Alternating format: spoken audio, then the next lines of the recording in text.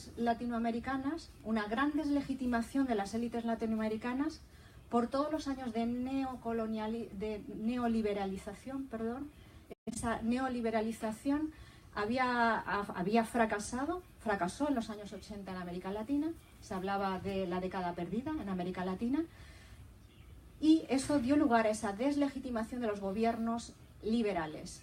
Al mismo tiempo, Estados Unidos, ocupado en otras áreas del planeta, permitió que se abriera una fisura que permitiera que todas estas movilizaciones sociales, que eran movilizaciones por una desliberalización, por una desprivatización y también una lucha en estos pueblos por la democratización de las administraciones. Así que, como en los años 60 y 70, el Estado, la administración y los recursos del Estado se convierte en un campo de lucha entre las élites y las bases sociales, los movimientos sociales. Y en esa época la correlación de fuerzas había cambiado y se pudo avanzar en esos proyectos de transformación social. En el caso de Ecuador, Venezuela y Bolivia. En el resto de los países, también en Brasil o en Argentina, se permitieron ciertos avances que, por la debilidad de estos avances, ahora vemos cómo se ha retrocedido en ellos. Bueno, seguimos avanzando en estas formas de guerra. La forma de guerra incluye estas fuerzas de operaciones especiales que, según la concepción de la administración norteamericana, son los que van a tomar la delantera en la injerencia y la incursión en los países. Los Rangers, los SEAL, la Fuerza Delta, los Blackwater. Bueno, Blackwater forma parte de una empresa privada, Aegis. También tenemos esas operaciones encubiertas que América Latina tiene una gran experiencia durante todas las administraciones, desde la época de Reagan hasta ahora, en esa guerra económica que puede emprender apoyándose en las élites locales, pero también por el control de la moneda, por el control del dólar a nivel internacional, y las guerras psicológicas que están relacionadas con los medios de comunicación. En este contexto, la propaganda especialmente se dirige hacia los países desarrollados, para que los países latinoamericanos cuenten con menor apoyo dentro de los movimientos de izquierda en Europa, no para aislar a estos movimientos. Así que la propaganda de los medios de comunicación es mucho más eficaz, se dirige mucho más intencionadamente hacia las sociedades civiles de Europa. En esta guerra también tenemos otro elemento fundamental, los tratados de libre comercio. Hay una profesora, María José Rodríguez, mexicana, que ha hecho un estudio muy exhaustivo de cómo los tratados de libre comercio han sido un arma de injerencia en todas las economías latinoamericanas. Se centra especialmente en el caso de México. Ustedes saben que el Tratado de Libre Comercio en 1992 ha dado como resultado que ahora mismo México esté importando frijoles, esté importando maíz, y haya destruido la mayor parte de las comunidades indígenas que se alimentaban y abastecían de esos cultivos comunitarios. Esa gran cantidad de indígenas son los pobres de la Ciudad de México. Otra forma en la que se expresa la guerra es esa utilización, esto sí que forma parte de una novedad, la utilización de organizaciones no gubernamentales y organizaciones de la sociedad civil para desestabilizar gobiernos y para intervenir cambiando el signo del gobierno en donde se quiere que se defiendan los intereses americanos. Paréntesis, cuando oímos a los think tanks y a la administración norteamericana hablar de los intereses americanos o estadounidenses, tenemos que pensar que son los intereses de las empresas estadounidenses. No hay una política exterior norteamericana que sea o que vaya en contra, nunca la ha habido, de los intereses de sus empresas. También está, como dato novedoso en esta guerra, esa intensificación de la propaganda utilizando medios públicos, medios privados, pero también las Internet y las redes sociales. Ya veremos cómo la estructura de la información nos va a permitir deshacernos de esa idea que muchas veces tenemos en la izquierda de que se han democratizado a través de Internet los medios de comunicación, que podemos utilizarlos poniéndonos a nuestro servicio. Eso tiene sus límites. Vamos a ver cuáles son esos. Bueno, En toda esta nueva guerra que se ha desarrollado, tan compleja, tan diversa, Estados Unidos sigue siendo el país que hegemoniza esta guerra. Y no solo tiene la hegemonía de esta guerra por el poderío militar. La industria militar, como ya señaló Eisenhower cuando dejó la presidencia de Estados Unidos, alertando sobre cómo la presión de la industria militar era la que iba a decidir la política norteamericana.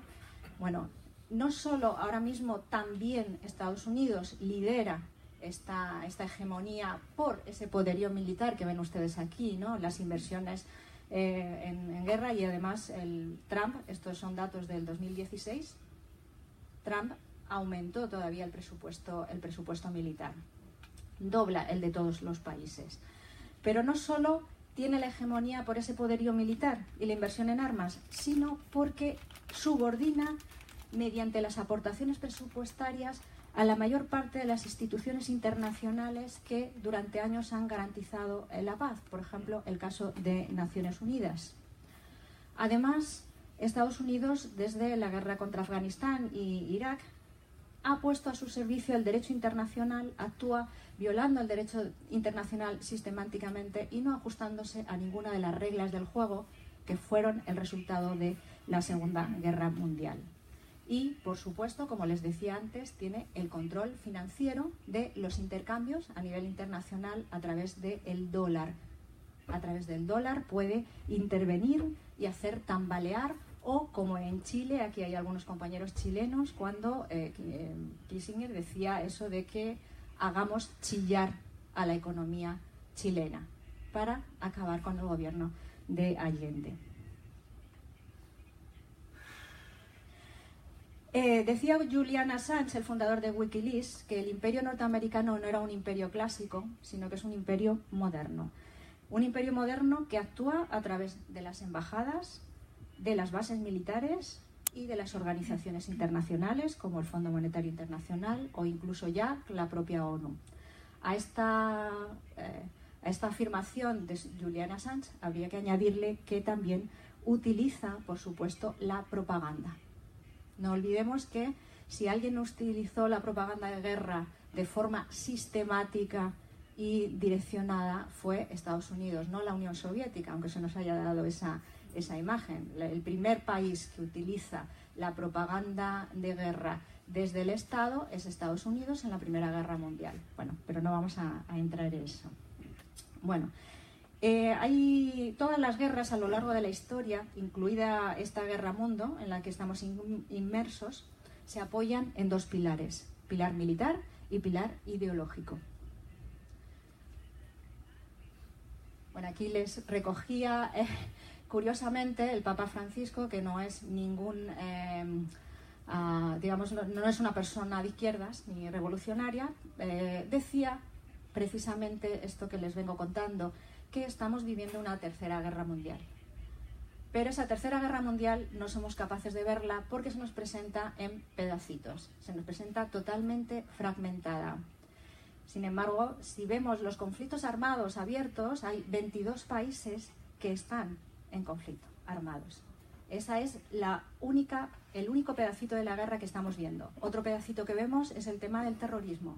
Cuando ocurre algún atentado en Europa, nos damos cuenta de, pues, ¿qué es lo que pasa? Nos damos cuenta de que hay algo que está ahí, que no sabemos todavía cómo nombrar. Distintos investigadores como Noam Chomsky o Armand Matelán hace años señalaron que la guerra de Vietnam la perdió Estados Unidos, precisamente porque los medios de comunicación tuvieron un papel importante difundiendo las imágenes de los bombardeos con napalm, etcétera. Independientemente de que esto pueda ser así o no, lo que sí que nos señala es precisamente esa idea de que la guerra moderna no podría tener lugar si no se contara con el consentimiento de las poblaciones. Y los medios de comunicación son los principales constructores de consentimiento. Voy a señalar algunos...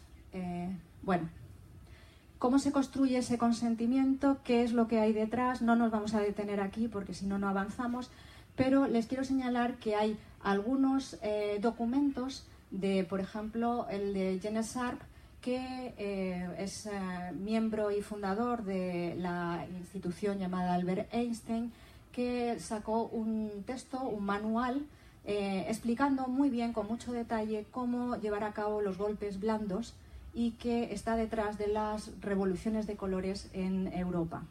Esto está documentado de que hay una intervención, se le ha acusado a esta institución de estar detrás de esos golpes blandos.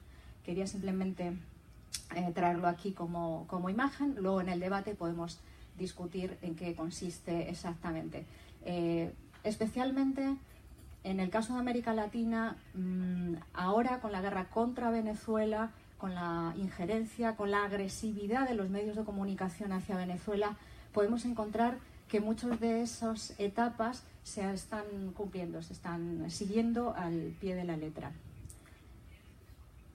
Los medios de comunicación nos presentan los conflictos aislados, sin relación entre ellos, descontextualizados, y además omiten las causas y los antecedentes de los conflictos. En segundo lugar, camuflan y simplifican la guerra. Nos la ofrecen como actos de terrorismo, actuaciones de los gobiernos para garantizar la seguridad de los ciudadanos, pero nada que pueda conectarlo con la guerra. En algunos lugares la guerra es exacerbada, se nos presenta magnificada. Por ejemplo, en el caso de Venezuela, cuando se habla de la necesidad, ahora mismo forma parte de esas etapas, el hablar de Venezuela en emergencia humanitaria para poder intervenir en Venezuela. Se nos magnifica la situación que se vive en Venezuela, mientras que no se habla nada de Somalia o no se habla nada de Yemen, donde está Arabia Saudí bombardeando a los yemeníes constantemente. No se habla de en qué situación están viviendo estos países. Es más, ¿en qué situación están viviendo los griegos? ¿En qué situación están viviendo los griegos? ¿No hay una emergencia humanitaria en Grecia? Bueno, vamos a pasar al segundo. Bueno, aquí les hacía un esquema de los golpes blandos, según el texto de Sartre. Empieza con esa desestabilización interna, un estrangulamiento económico y la guerra psicológica y mediática. Es una síntesis de lo que aparece en el manual de Sartre, pero no solo en el manual de Sartre. Luego hablaremos del documento ejecutivo de Estados Unidos, del comandante de la Cuarta Flota, que se llama Freedom 2. Ese documento Freedom 2 es muy interesante para analizarlo, porque también está en esta lógica de injerencia. Como les decía, esa recolonización del mundo se apoya en esos dos pilares, el militar y el ideológico. ¿Cuál es esa estructura de la información que nos permite entender cuál es el papel de los medios? Habitualmente se dice los medios son el cuarto poder o los medios son un instrumento del poder. Todos estos años que he investigado los medios de comunicación he llegado a la conclusión de que no es verdad. Ni son un instrumento del poder ni son el cuarto poder. Los medios de comunicación son una de las formas en las que se expresa el poder. ¿Por qué son una de las formas en que se expresa el poder? Porque a lo largo de todos estos años se ha producido una concentración espectacular de las empresas mediáticas. Una liberalización que ha hecho que la mayor parte de las empresas públicas estén subordinadas y supeditadas a la publicidad, a los recursos que vienen de las propias empresas privadas. Y además hay una hegemonía en la estructura de la comunicación, una hegemonía estadounidense. Lo mismo que se produce en la guerra, se produce en los medios de comunicación. No me gusta hablar de medios de comunicación ni de empresas mediáticas, prefiero hablar de corporaciones mediáticas. ¿Por qué corporaciones mediáticas? Porque son redes de empresas que están conectadas entre sí. La comunicación y la información solo forma parte o solo es la actividad principal de alguna de ellas. En estas grandes corporaciones participan empresas de armas, energéticas y financieras. Aquí, para que tengan una imagen, les he sacado los 15 conglomerados de los medios más poderosos del mundo. si ustedes ven, es por la cantidad el volumen económico que mueven. La mayor parte de ellas son de capital estadounidense.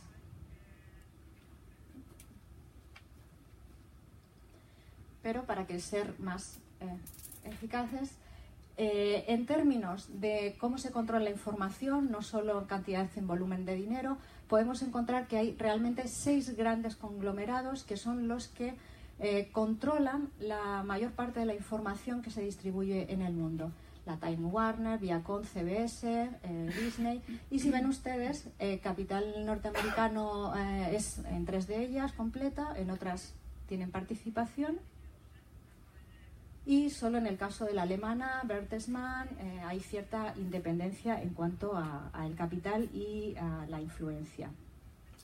Si a este cuadro le añadimos que las agencias de información, son de las que se nutren la mayor parte de los medios, las televisiones, las radios, incluso los periódicos.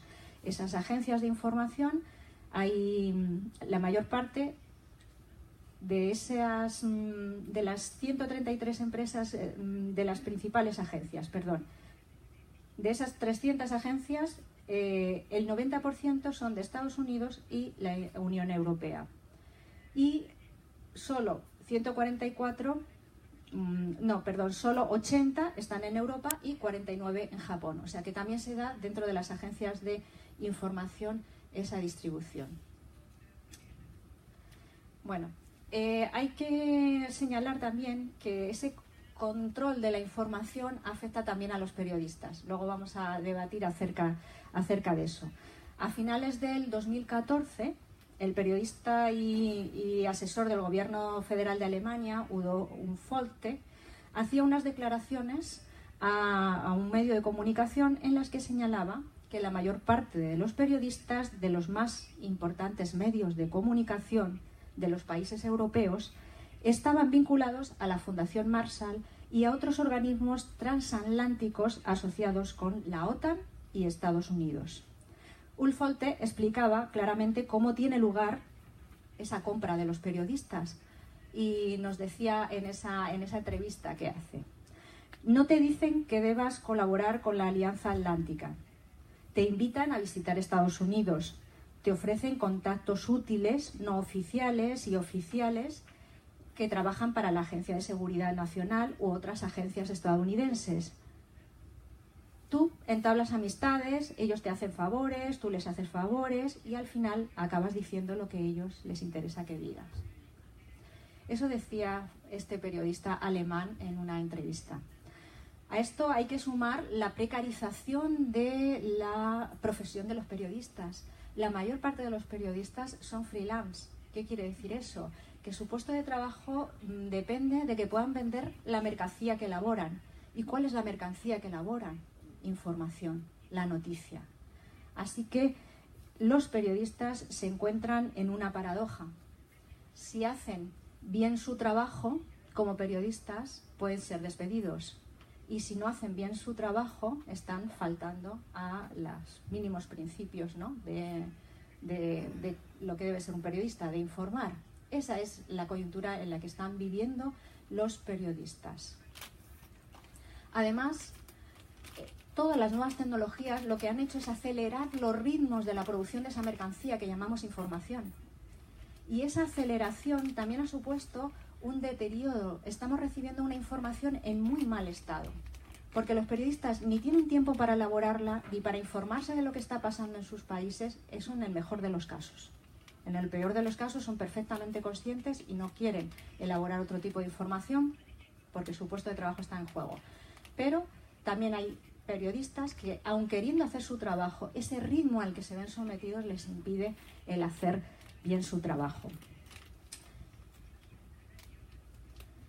Nos decía Chomsky hace muchos años, y parece que lo pudiera decir ahora, que en el mundo libre la censura funciona, por un lado, en relación a la concentración. Hay una gran concentración, hay una financiación de los medios por la publicidad, depende la información de los gobiernos o de las empresas, hay un gran disciplinamiento de los profesionales y además existe una construcción del enemigo exterior que construyen los estados y que reproducen los periodistas y los medios de comunicación. Y aquí les traigo un ejemplo de mi país, para no hablar voy a hablar también de América Latina y les voy a poner un ejemplo, pero esto es un ejemplo del Grupo Prisa, que es el grupo mediático más importante en mi país. Estos son datos del año pasado. Hay una gran fluctuación muchas veces en la propiedad de los medios, porque como es un ámbito de acumulación económica muy fuerte, el sector financiero hace que unas empresas o parte de esas empresas sean comprados por unos o por otros. El caso del Grupo Prisa es muy interesante para lo que vamos a hablar ahora, porque es uno de los más activos en contra de Bolivia, Ecuador y Venezuela, especialmente Venezuela. Luego hablaremos de las relaciones personales de muchos de los propietarios. Anteriormente este grupo estaba dominado por la familia Polanco. Una crisis económica que afecta a todo el periodismo de casi 3.000 millones de euros dio lugar a que pusieran en venta todas las empresas de la corporación y acaba en el 18% en Amber Capital, que es un fondo buitre de Estados Unidos, Telefónica, empresa de teléfonos española, que tiene casi un monopolio de la telefonía prácticamente. Esa empresa de Qatar, ese empresario de Qatar que se dedica a las inmobiliarias, no tiene nada que ver con los medios de comunicación. También está ese presidente de IMASA. IMASA es una empresa también inmobiliaria y de construcción de mi país. Está CaixaBank y el Banco Santander. Son los empresarios mayoritarios. Claro, si ustedes ven este panorama, pensarán, bueno, el Grupo Prisa tiene muchas razones para estar en contra de Venezuela.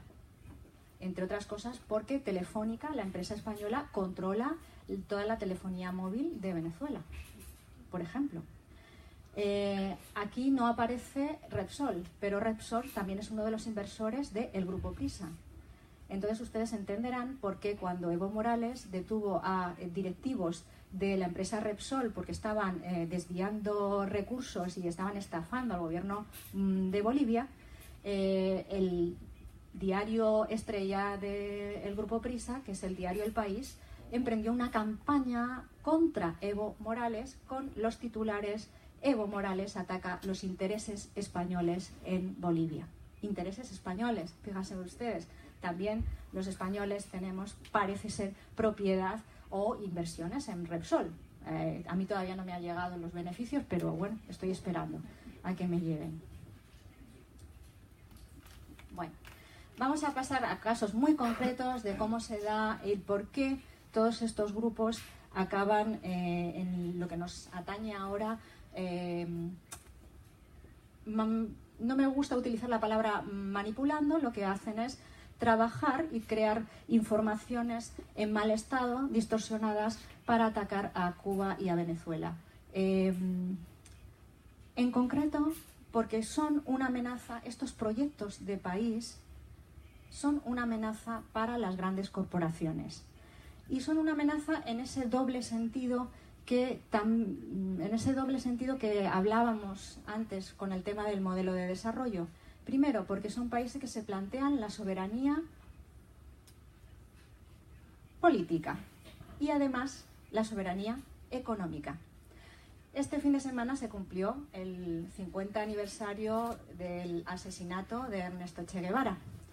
Y quiero traer aquí unas palabras de Ernesto Che Guevara, que se le conoce por ser un guerrillero, pero se le conoce menos por ser un gran pensador, que lo era. Estaba todo el tiempo pensando en qué modelo de desarrollo para Cuba. No en vano fue también ministro en Cuba de Industria, me parece que era. Y tuvo un gran debate con Carlos Rafael Rodríguez en el Ministerio de Hacienda, pensando sobre el modelo de desarrollo y también, algo que salía antes, sobre los cambios culturales necesarios para poner en marcha un proyecto socialista de transformación social.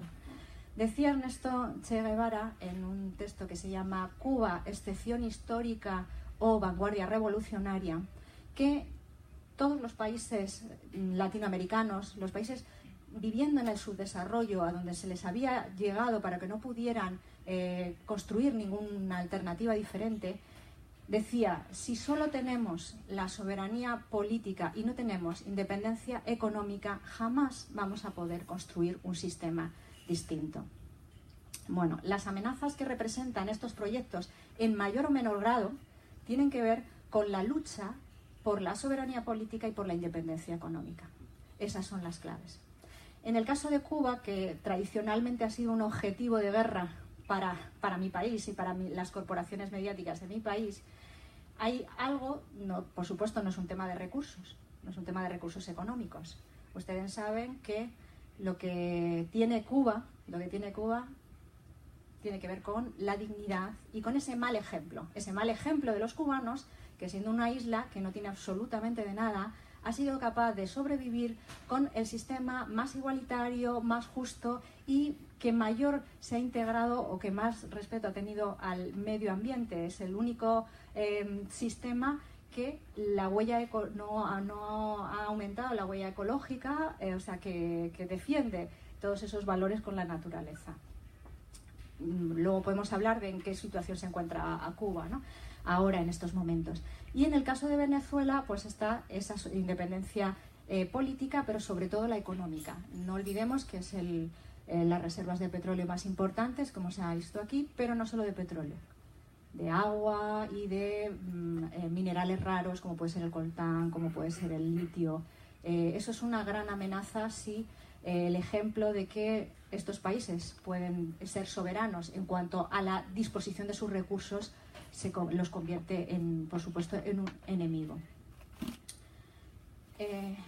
Bueno, vamos a avanzar un poquito. Aquí les traía un ejemplo de cómo en esta guerra mediática no son solo de los medios de comunicación. Esto está conectado con los principales actores políticos en mi país y, bueno, aquí, por supuesto, de quien tiene la hegemonía en esta guerra contra Venezuela. Vemos a Donald Trump reuniéndose con Liliana Tintori, pero todos el resto supongo que les conocerán: Felipe González, un clásico; José María Aznar, otro clásico, pero los modernos líderes jóvenes del Partido Socialista, Pedro Sánchez o Albert Rivera, también se han reunido con Tintori. Y además, desde las municipalidades se han visto con los familiares de Leopoldo López, etcétera. Bueno, hay que tener en cuenta que Felipe González tiene una muy estrecha relación con el grupo mediático más importante de Venezuela, que es el grupo Cisneros, pero que además, siendo presidente del gobierno español durante muchos años, utilizó la cooperación internacional para ser como plataforma para insertar a las principales empresas españolas en América Latina. Es sabido, ¿no?, que en el caso de la quiebra económica de Argentina con el Corralito, sirvió para que la Telefónica, bancos como Banesto se hicieran, o el Santander se hicieran con la telefonía o el sistema financiero. Eso está pasando, ha pasado también en Colombia y, por supuesto, se tiene el interés de que pase también en Venezuela. Y ahora vamos a ir un poquito más deprisa.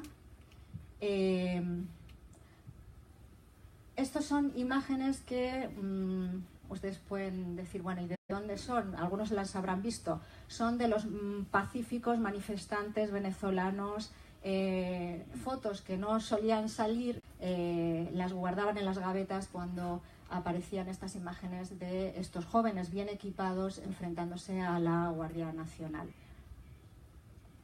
Vean ustedes, asaltando también en un centro. Estos son esos manifestantes pacíficos. Sin embargo, no hemos visto ninguna de estas imágenes aquí en Europa. Estas imágenes las quería traer porque dentro de los ataques que se hacen desde los medios de comunicación a Venezuela, una de las ejes es que en Venezuela no hay libertad de expresión. No hay libertad de expresión, funciona como una dictadura y se reprime a los medios de comunicación.